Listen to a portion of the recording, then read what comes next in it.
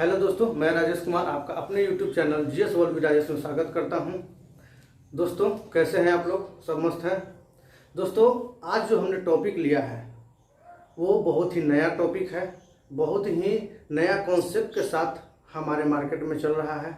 और कोई भी कॉम्पिटिटिव एग्ज़ाम के लिए, जैसे कोई भी कॉम्पिटिटिव एग्ज़ाम यदि आप देने जा रहे हैं तो उसमें इस टॉपिक से क्वेश्चन बनेगा ही बनेगा, क्योंकि बहुत ही नया है। दोस्तों आपने सोचा है कभी कि एक क्रिकेट का मैच हो रहा है, उसमें 3 टीम खेलें? हम और आप अभी तक 2 टीम के साथ ही खेले हैं, लेकिन 3 टीम, ये नया कॉन्सेप्ट हमारे मार्केट में आया है।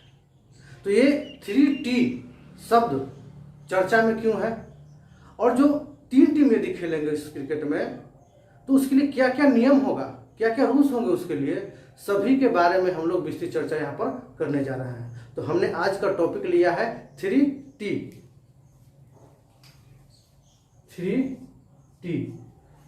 3 का मतलब है 3 और T का मतलब है टीम्स। 3 टीम्स।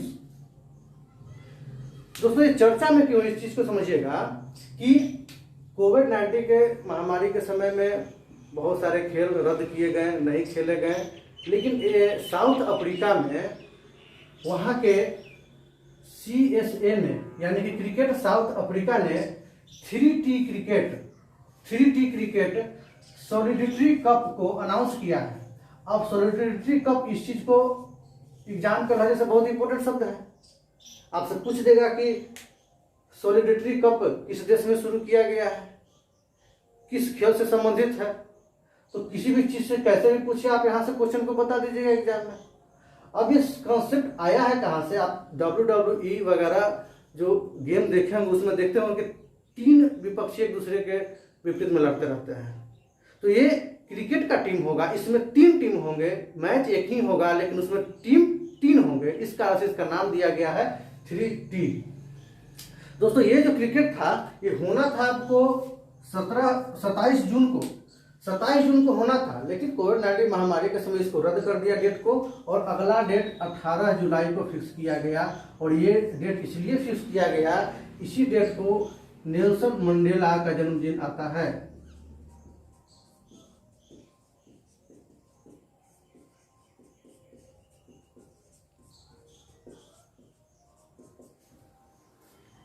अठारह जुलाई को नेल्सन मंडेला का जन्मदिन है, इस कारण से इस डेट को फिक्स किया गया था इस क्रिकेट को खेलने के लिए। दोस्तों इसमें जो टीम था, 3 टीम थे, वो टीम कौन कौन थे? आपका किंगफिशर्स था, काइट्स था और ईगल्स था। ये 3 टीम थे।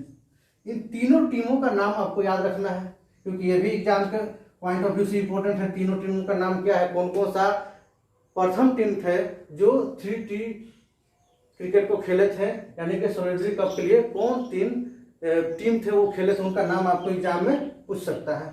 इनके कैप्टन का नाम भी आपको याद रखना है। तो किंगफिशर्स का जो कैप्टन था वो जिसो रबाडा, आप बहुत फेमस नाम है, आप इसके बारे में सुने होंगे, इनके बारे में। डी कुक भी आप नाम सुने होंगे जो काइट्स का कैप्टन थे। और आपका ईगल्स का कैप्टन थे AB डिविलियर्स, जो बहुत ही खास करके इंडिया में बच्चे लोग इसको जानते हैं। तो तीनों टीम का नाम है आपके सामने और तीनों का कैप्टन का नाम है, जो आपके एग्जाम के पॉइंट ऑफ व्यू से बहुत ही इंपॉर्टेंट है। हम लोग आगे देखेंगे दोस्तों कि आखिर ये तीनों टीम खेलेंगे कैसे, इनका बैटिंग कैसे होगा, इनका बॉलिंग कैसे होगा और ये फील्डिंग कैसे करेंगे। ये जो हम लोग अभी जितना भी क्रिकेट देखते हैं, खेलते हैं, उससे ये अलग हटकर इसका कॉन्सेप्ट है। तो सारे रूल्स को हम लोग बारी बारी से देखेंगे कि आखिर कैसे कैसे ये खेला जाएगा। ये बिल्कुल नया चीज है आपके लिए, तो इसके बारे में जानना आपको जरूरी है। आइए दोस्तों, अब इस 3T क्रिकेट के जितने भी रूल्स हैं उनके बारे में हम लोग जान जाते हैं कि कैसे कैसे इसको खेला जाता है, एक टीम में कितने खिलाड़ी होते हैं। दोस्तों 3T में यदि प्रत्येक टीम 3 टीम होता है, 1 टीम 2 3, तो प्रत्येक टीम में 8 प्लेयर होते हैं। 8 प्लेयर प्रत्येक टीम में होते हैं। और प्लेयर का क्लियर हो गया कि प्रत्येक टीम में कितने प्लेयर होते हैं। तो प्रत्येक टीम में 8-8 प्लेयर होते हैं। जो नॉर्मल हम लोग ओडीआई, टेस्ट या T20 वगैरह जो क्रिकेट होता है उसमें 11 खिलाड़ी होते हैं, लेकिन इसमें 8-8 खिलाड़ी होता है। तो दोस्तों सभी टीम में 8-8 प्लेयर होंगे। मैच जो होगा वो कितने ओवर्स का होगा। यदि ओवर्स की बात करें तो 36 ओवर का मैच होगा। 36 ओवर का, जिसमें से प्रत्येक टीम 12-12 ओवर के मैच खेलेंगे। अब यदि बात करें तो जितने भी ओडीआई मैच होते हैं या T20 मैच होते हैं उसमें मैच जो होता है फर्स्ट हाफ में और बीच में गैप रहता है और सेकेंड हाफ, इस तरीका से मैच होता है। 2 इनिंग में खेले जाते हैं। इसमें भी 2 इनिंग में ही खेले जाएंगे। तो फर्स्ट हाफ जो होगा वो 6-6 ओवर का होगा। 6-6 ओवर का होगा, बात समझिएगा ध्यान से। फर्स्ट 12-12 ओवर का तो होगा। 12-12 ओवर सभी टीम खेलेंगे। टोटल होगा 36 ओवर का। उसमें से 12 over first team, 12 over second team और 12 ओवर थर्ड टीम खेलेगा। लेकिन 12 ओवर में से भी फर्स्ट हाफ में 6-6 ओवर तीनों टीम खेलेंगे और सेकेंड हाफ में भी 6-6 ओवर तीनों टीम खेलेंगे। इतना तो बात समझ गए होंगे। अब यहाँ पर हम बात करें कि आखिर बैटिंग पहले कौन करेगा। पहले तो होता था हेड और टेल, जो 2 टीम खेलते हैं जब ओडीआई मैच और T20 वगैरह में, हेड टेल पहले कौन बैटिंग करेगा, उसके लिए बॉलिंग कौन करेगा वगैरह वगैरह निर्धारण हो जाता था। लेकिन यहाँ तो 3 टीम है, इसके लिए तो टॉस के तो कोई रास्ता है नहीं। तो इसके लिए होता है क्या कि एक टेबल लगा दिया जाता है, उस पर डब्बे में 3 गेंद रख दिया जाता है। गेंद पर 1, 2, 3 नंबर दिया हुआ रहता है। सभी टीम के कैप्टन आते हैं बारी बारी से, कोई भी डब्बा उठाते हैं, क्योंकि वो एक सीरीज से नहीं रखा हुआ रहता है। डब्बा उठाए, उसमें से गेंद निकाले, जिस नंबर का गेंद आया उतना नंबर पर वो टीम बैटिंग करेगा। ये बैटिंग का भी आपको हम रूल बता रहे हैं, बैटिंग का रूल।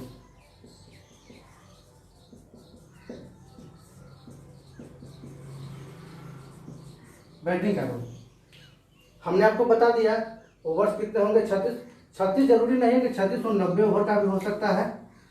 और जब यदि बारिश की स्थिति हो, ओवर कम करने की बारी आए, तो ये आपका 24 का भी हो सकता है और 30 का भी हो सकता है। ये तो टीम वाला, क्रिकेट टीम वाला वगैरह सब निर्धारण अपना करते हैं। लेकिन जब भी होगा उसको 3 से डिवाइड होने वाला ही होगा, क्योंकि देखिए 36 तो 12 तिया 36, 90 होगा 30 तिया 90, 8 तिया 24, 10 तिया 30। तो इस टाइप का ही ओवर रखा जाएगा कि तीनों टीमों को बराबर बराबर ओवर मिल सके।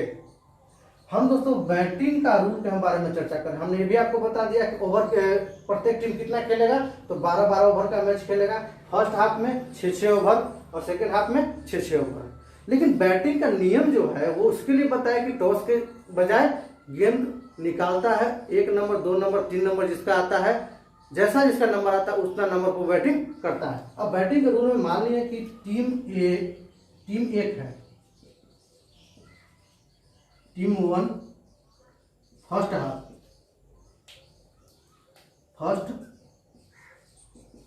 हाफ की बात कर रहे हैं। टीम 1, टीम 2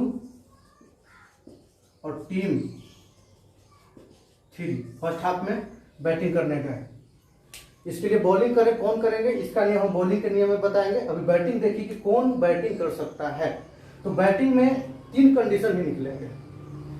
प्रथम वाला बैटिंग कर लिया ना, 6 ओवर ये भी खेला, 6 ओवर ये भी खेला, 6 ओवर ये भी खेला, तो 3 ही कंडीशन हो गए। रन की स्थिति में, रन बनाने की स्थिति में, या तो तीनों के रन बराबर बने, टाई कर जाए, या तो तीनों का अलग अलग बने, या तो 2 का बराबर बने, 1 का अलग बने।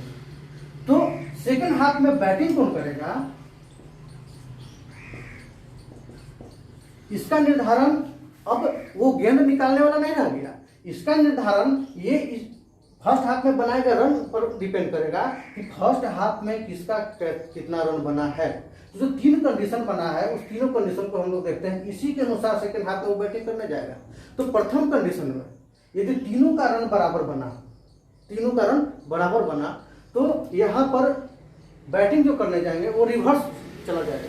यानी कि लास्ट में ये किया था तो फर्स्ट में करेगा, बीच में किया था तो बीच में करेगा, फर्स्ट में किया था तो लास्ट में करेगा। यानी कि यदि बराबर रन बराबर रहने की स्थिति में हम बता रहे हैं कि रन बराबर रहने की स्थिति में क्या होगा कि टीम थर्ड पहले करेगा, सेकंड वाला बीच में करेगा और फर्स्ट वाला लास्ट में करेगा। ये कब बैटिंग करेगा सेकंड हाफ में? जब तीनों का रन बराबर होता हो। दोस्तों थोड़ा सा डिटेल में और धीरे धीरे इसलिए बता रहे हैं क्योंकि बिल्कुल नया कॉन्सेप्ट है और इसको जानना बहुत जरूरी है। दूसरा कंडीशन क्या आ सकता है? फर्स्ट कंडीशन हमने बता दिया। दूसरा कंडीशन क्या आ सकता है कि तीनों का अलग अलग रन हो सकता है कि ये 70 रन बनाया हो, ये 80 रन बनाया हो और ये 75 रन बनाया हो सकता है।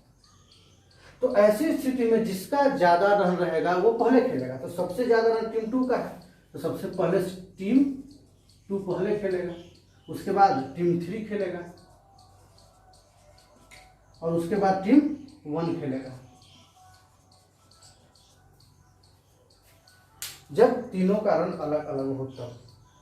दोस्तों तीसरा जो कंडीशन उत्पन्न होगा उसमें हो सकता है कि कोई दो टीम जिसका रन बराबर हो और एक टीम का रन अलग हो। तो उस स्थिति में पहले बैटिंग कौन करेगा? इसको समझिएगा। मान लिए कि इसको मिला 50 रन, पहला फर्स्ट हाफ में खेला है और इन दोनों ने मिलकर के 70 रन बनाया। मिलकर के नहीं, अलग अलग 70 रन ये भी बनाया, 70 रन ये भी बनाया। तो ये तो क्लियर है कि टीम 1 सबसे लास्ट में खेलेगा। टीम 1 सबसे लास्ट में खेलेगा।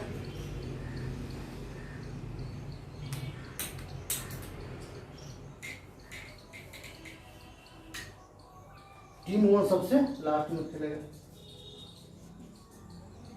लेकिन इन दोनों में अब क्या होगा कि इन दोनों पहले कौन खेलेगा, पहले कौन बाद खेलेगा? तो फर्स्ट हाफ में टीम 2 पहले खेला था, टीम 3 बाद में खेला था। रन बराबर रहने की स्थिति में अब टीम 3 पहले खेलेगा और टीम 2 बाद में खेलेगा। बात समझ गए? ये दोनों में एक्सचेंज हो जाता है, पोजीशन दोनों में एक्सचेंज हो जाता है रन बराबर रहने की स्थिति में। तो दोस्तों ये 3 कंडीशन बनते हैं बैटिंग करने के कि पहले कौन बैटिंग करेगा। फिर से बता देते हैं, फर्स्ट हाफ में बैटिंग का निर्धारण बॉल चुनने के माध्यम से होता है, लेकिन सेकंड हाफ का जो बैटिंग है उसका निर्धारण पहले हाफ में बनाए हुए रन के माध्यम से ही होता है। 3 कंडीशन था, तीनों कंडीशन हमने आपको बता दिया। नहीं समझ में आया फिर से बैक जाइए वीडियो में, फिर से इसको देखिए, आपको समझ में आएगा। दोस्तों इसके बाद हम लोग अब बॉलिंग का नियम क्या है और इसमें और क्या नियम होता है। एक 7th विकेट जो गिर जाता है, 7th विकेट फॉल हो जाता है, उसका भी नियम है। तो उस नियम को भी हम देखते हैं। पहले इसको रब कर लेते हैं थोड़ा। चलिए आइए दोस्तों, हम लोग अब बॉलिंग के नियम को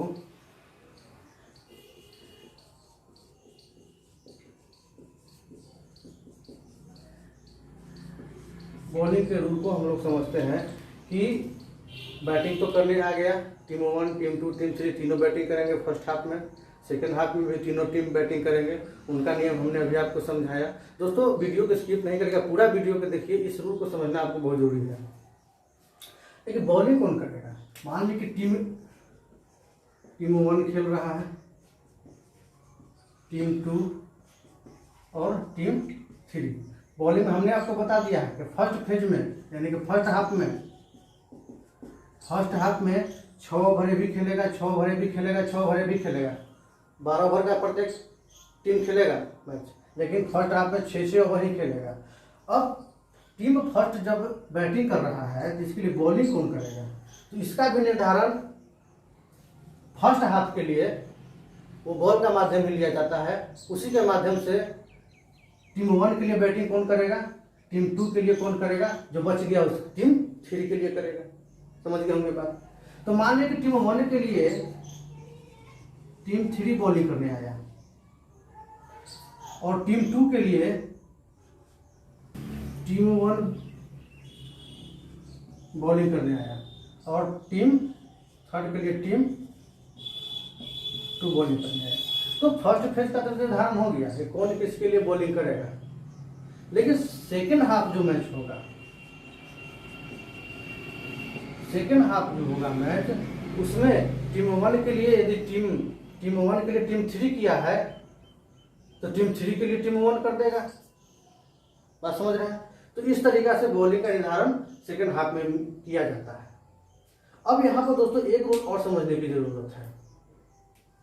7th विकेट फॉल का नियम क्या होता है, इस चीज को समझिए। 7th विकेट फॉल यानी कि जब 7th विकेट गिरता है उसका नियम क्या है। ये नियम क्या है, बहुत ही डिफिकल्ट नियम है, तो समझने की जरूरत है। कि मान लिए कि फर्स्ट फेज में यानी कि फर्स्ट हाफ में टीम 1 खेल रहा है, 6 ओवर का मैच है, फर्स्ट हाफ में 6 ओवर का मैच है। अब इसका जो विकेट जो है गिर रहा है, विकेट गिर रहा है, सेकेंड हाफ का मैच यहाँ पर होना है। तो मान लीजिए कि 7वां विकेट इसका गिर गया, 8 ही विकेट है, 8 ही खिलाड़ी है, तो 7वां विकेट मान लीजिए कि गिर गया, तो यहाँ 7वां विकेट गिरने का मतलब है कि पूरा टीम यहाँ पर आउट हो गया, पूरा टीम आउट हो गया। ये 7वां विकेट 2 ओवर में गिर जाए, 3 ओवर में गिरे या पूरा 6 ओवर में गिरे, उससे लेना देना नहीं है। यदि 6 विकेट 5 विकेट गिरा तब तो कोई दिक्कत नहीं है, लेकिन 7वां विकेट गिरता है तो यहाँ पर दिक्कत हो जाती है। दिक्कत ये हो जाती है कि यदि 7वां विकेट गिरा है, ओवर अभी 2 बाकी है, तो दोनों ओवर खत्म हो जाएगा, वो दोनों ओवर नहीं खेला जाएगा, 8वां खिलाड़ी आकर के नहीं खेलेगा। जैसे कि हम लोग बचपन में खेलते होंगे या गली क्रिकेट में होता है कि स्ट्राइक और नॉन स्ट्राइक पर 2 उतरे हुए हैं, अब उसमें से अंत में एक खिलाड़ी बच जाता है, तो एक खिलाड़ी भी खेलता है, हम लोग खेलते हैं जो, और हम लोग ओडीआई जो इंटरनेशनल क्रिकेट देखते हैं उसमें से एक खिलाड़ी बचता है, वो नहीं खेलता है। लेकिन यहाँ 3T में ये नियम है कि वो खेलेगा, जो अंतिम एक खिलाड़ी होगा वो खेलेगा, लेकिन कब खेलेगा इसके पीछे का कंडीशन है कि यदि 2 ओवर में उसका 7 विकेट गिर गया है तो उसका 4 ओवर व्यर्थ चला जाएगा। ये 8वां खिलाड़ी सेकेंड हाफ में खेलेगा, खेल सकता है था यहाँ पर, 4 ओवर इसका बाकी था, लेकिन यहाँ पर नहीं खेलेगा, नियम वो नहीं है। वो 8वां खिलाड़ी यहाँ जाकर के खेलेगा, अकेले खेलेगा। यहाँ पर वो 8th खिलाड़ी जो है सेकेंड हाफ में जाकर के खेलेगा, अकेले खेलेगा। और इसका रन बनाने का नियम जो है, ये हमेशा रन सम संख्या के रूप में बनाएगा, यानी कि इवन नंबर के रूप में बनाएगा।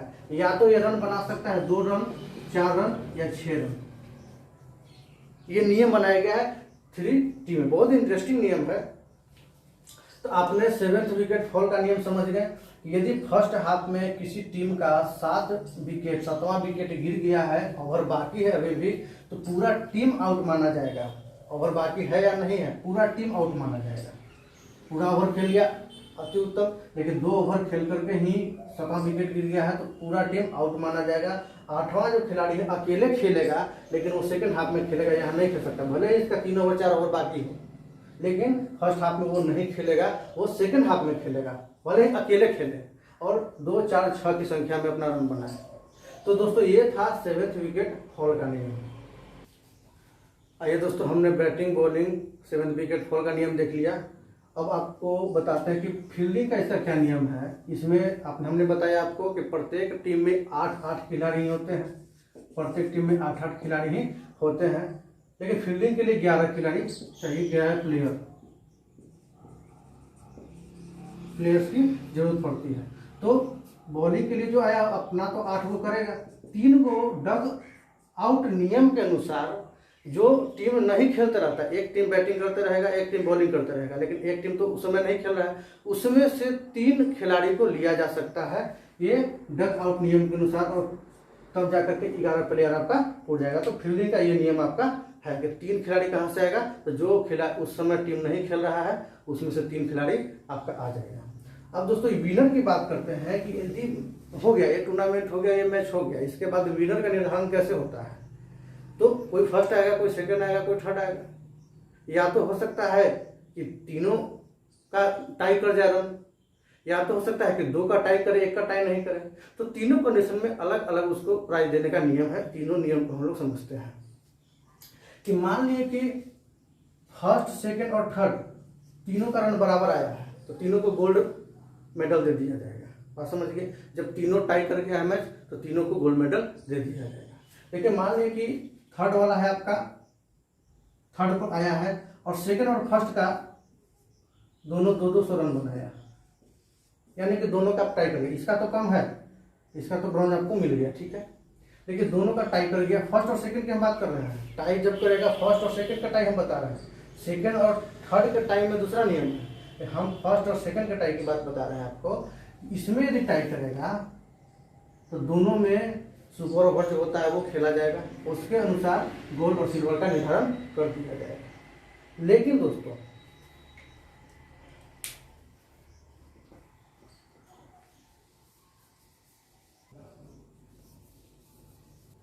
यदि सेकंड और थर्ड का टाई किया, सेकंड का और थर्ड का टाई किया, मान लीजिए दोनों 200 रन बनाया है, इसका 250 रन है, तो ये तो इसको तो गोल्ड मेडल मिल गया।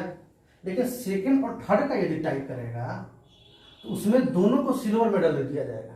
ब्रॉन्ज मेडल यहाँ पर खत्म हो जाएगा, दोनों को क्या दे दिया जाएगा? सिल्वर मेडल दे दिया जाएगा।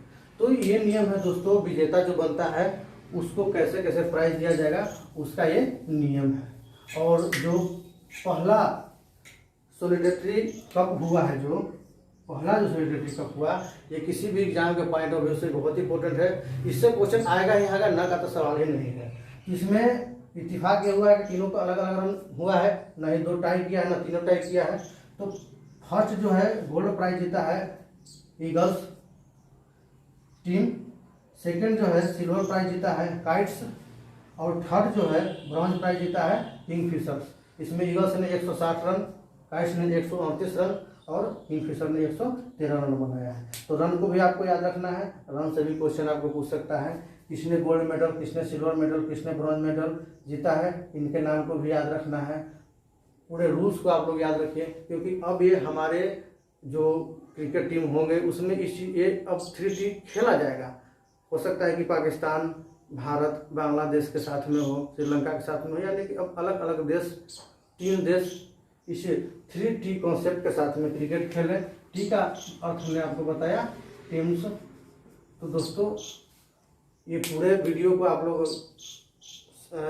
फिर से रिवर्स करके देख सकते हैं नियम को समझने के लिए। यदि आपको वीडियो अच्छा लग रहा है, अच्छा लगता है तो इसको लाइक करें, शेयर करें, सब्सक्राइब करें, दोस्तों के पास भेजें इसको, क्योंकि ये जो 3T कॉन्सेप्ट है इसको जानना जरूरी था। तो वीडियो को अच्छे तरीके से देखें। हाँ दोस्तों, एक रूल हम भूल गए थे बताने के लिए कि जो बॉलर हैं वो जैसे कि प्रत्येक जो 50 ओवर का मैच होता है उसमें प्रत्येक बॉलर 10-10 ओवर फिक्स है, 10 ओवर ज़्यादा वो नहीं कर सकता है। तो इसमें जो है ना कि प्रत्येक बॉलर जो है वो फर्स्ट हाफ हो गया और एक मैच होता है सेकेंड हाफ में, तो प्रत्येक बॉलर 3 ओवर से ज़्यादा मैच नहीं कर सकता है। अब 3 ओवर या तो पूरा का पूरा 3 ओवर फर्स्ट हाफ में वो फेंक दे, या तो पूरा का पूरा 3 ओवर वो सेकंड हाफ में फेंके, या तो 2 ओवर फर्स्ट हाफ में 1 ओवर सेकंड हाफ में फेंके। वो कैसे भी फेंकेगा, लेकिन वो 3 ओवर से ज़्यादा नहीं कर सकता है गेंदबाजी कोई भी बॉलर। तो दोस्तों ये थोड़ा सा कॉन्सेप्ट छोटा सा छूट गया था बताने के लिए, हमने आपको ये बता दिया। कोई भी वीडियो मेरा जो रहेगा दोस्तों वो अंत तक देखिएगा।